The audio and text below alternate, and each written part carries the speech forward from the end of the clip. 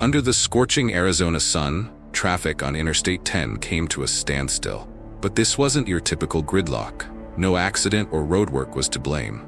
Instead, a small, determined creature had brought the flow of cars to a halt. A young cat, its fur dusty and matted, stood defiantly in the middle of the road, refusing to budge. Officer Maria Gonzalez had responded to plenty of unusual calls in her 8 years with the Arizona Highway Patrol, but nothing like this. As she approached the trembling animal, she noticed something strange.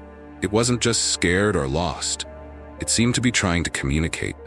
And when she spotted the glint of metal on its collar, she knew this was no ordinary stray.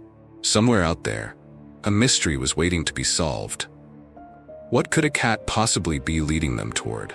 And why did it seem so desperate for help? What began as a routine traffic stop would soon unravel into a life-or-death mystery no one could have predicted.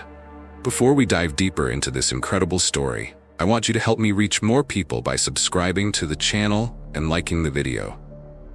The desert heat shimmered on the asphalt of Interstate 10, stretching endlessly through the rugged Arizona landscape. Traffic flowed steadily, a mix of semis, sedans, and SUVs, their drivers unaware of the drama unfolding ahead. Officer Maria Gonzalez adjusted her sunglasses, squinting at the dispatch notes on her dashboard. At 32, she'd seen her share of oddities on the job, but something about this call felt different. Dispatch, this is Unit 415, responding to the animal disturbance on I-10 near mile marker 112. ETA 2 minutes, she reported, easing off the gas as she neared the scene. Copy that, Officer Gonzalez. Be advised, multiple drivers have reported a small animal blocking the road. Proceed with caution. Maria's curiosity was piqued. Animals on the highway weren't uncommon, but they usually darted across or were hit. This one seemed to be holding its ground. As she approached, she saw a cluster of cars pulled over on the shoulder, their drivers standing outside, pointing and murmuring. She parked her cruiser behind the last vehicle, lights flashing to alert oncoming traffic. Stepping out, the dry Arizona heat hit her like a wall. She adjusted her duty belt and approached a man in a Phoenix Suns cap who seemed to be directing the others. Afternoon, sir. Officer Gonzalez, Arizona Highway Patrol. What's going on here? The man wiped sweat from his forehead. Officer, there's a cat out there, he said, pointing to the median. It's been running into the road, then backing off. Almost caused a wreck when a truck swerved to avoid it. Maria nodded, her eyes scanning the area. Anyone try to catch it? No, ma'am. It's skittish, but it's like it's trying to get our attention. Never seen anything like it. Maria thanked him and moved cautiously toward the median, her hand resting near her holster. She'd dealt with stray animals before, but this felt different. Then she saw it, a small cat, its fur a patchy mix of gray and white, pacing at the edge of the road. It darted forward, then retreated, as if daring the cars to stop. Maria kept her distance, observing. This wasn't just a scared stray. It seemed purposeful, almost frantic. She pulled out her binoculars for a closer look and noticed something unusual, a small metal tag on its collar, glinting in the sunlight. This wasn't just any cat.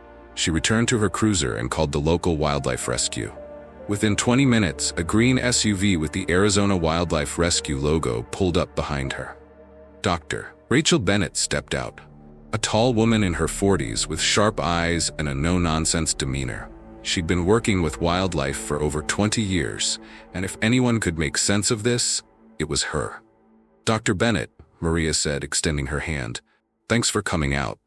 Call me Rachel, she replied, shaking Maria's hand firmly. Dispatch mentioned a tagged cat causing a stir. That's not something you hear every day. Maria briefed her as they walked toward the median.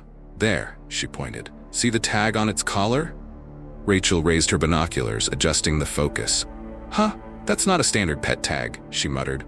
There's a number on it, RW7734. She frowned.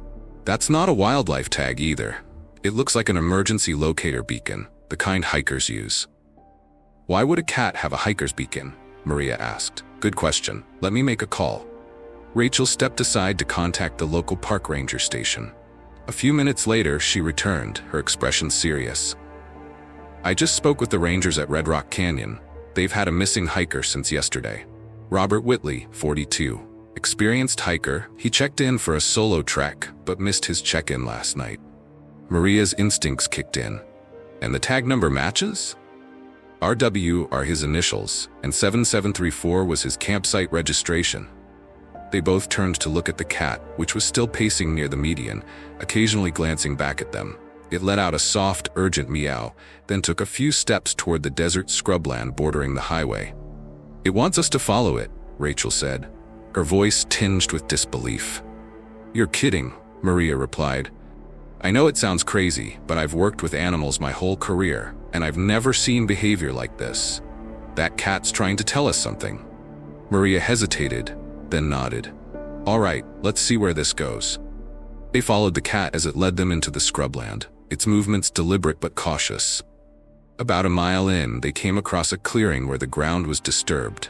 Trampled brush, a discarded water bottle, and, most concerning, spots of dried blood on the rocks. "Someone was here," Maria said, her hand instinctively moving to her sidearm. "And they were in trouble." Rachel pointed to a steep drop-off at the edge of the clearing. There. The cat had stopped at the edge, pacing anxiously and letting out that same urgent meow. It looked back at them, its golden eyes wide and pleading. Maria radioed dispatch. "This is Unit 415. We've located signs of a possible missing hiker in the Red Rock Canyon area, requesting immediate backup and search and rescue." "Copy that, Officer Gonzalez. Backup is en route. ETA 30 minutes. Maria and Rachel carefully made their way down the slope, using rocks and brush for support. At the bottom, they found him, Robert Whitley, conscious but badly injured, his leg pinned under a fallen boulder. When he saw the cat, a weak smile crossed his face. "Nova," he whispered. "Good girl." The cat, Nova, approached cautiously, nuzzling against Robert's outstretched hand. Rachel immediately began assessing his injuries while Maria provided water and updated dispatch. "Compound fracture, dehydration, and possible concussion," Rachel reported. "But he's stable." Robert's voice was shaky as he explained what had happened. "I was tracking Nova, part of my wildlife rehab program. We got caught in a storm. Lightning struck nearby and she bolted. I was following her when the boulder gave way. Couldn't reach my beacon, so I attached it to her collar and told her to find help." Maria stared at him, incredulous. "You trained a cat to find help?" Robert managed a weak laugh. "Not exactly. Nova was raised around humans. She knows roads mean people. When she's scared, she heads for them. I just hoped someone would notice the beacon."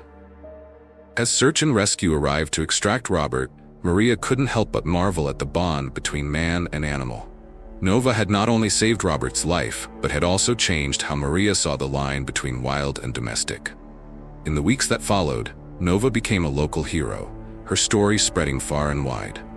Robert recovered, and Nova found a new role as an ambassador for wildlife conservation, teaching others about the delicate balance between humans and nature. For Maria, it was a reminder that sometimes the most extraordinary stories begin with the simplest of creatures, and a little faith in the unexpected. So, what did you think of this incredible story? Don't forget to let me know where you're watching from and what time it is for you right now. Drop a comment below. And if you enjoyed this, make sure to like, subscribe, and hit that notification bell so you don't miss any more amazing stories like this one. Thanks for watching.